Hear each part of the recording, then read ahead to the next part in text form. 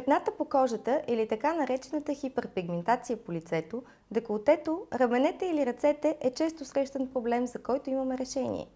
Причината за тях е свръхпроизводството на меланин и концентрацията му в определена зона на повърхностния слой на кожата.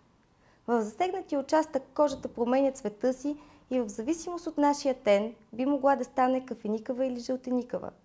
През лятото пигментните петна са с по-наситен цвят и съответно са по-видими. Едно от най-често срещаните петна е така нареченото соларно петно. Друг вид състояние е мелазмата, която е хормонален проблем.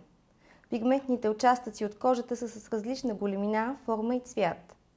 Най-новата лазерна технология, с която разполагаме, позволява премахването им без опасност от изгаряния, тъй като импулсът е с контролирано проникване, което е проблем при досегашните лазери. Процедурата може да бъде ограничена само до зоната на проблема, чрез еднократен импулс, който е напълно безболезнен.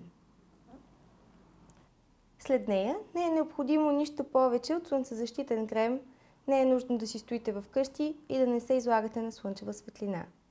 Със същата процедура можем да постигнем и избистряне на тена на цялото лице и съживяване на кожата.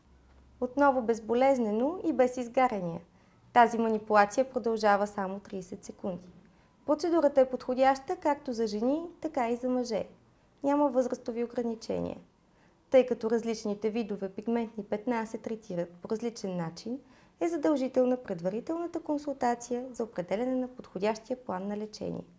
Необходими са 6 процедури. Изпълняват се през 3 седмици, а ефектът е видим още след първата процедура.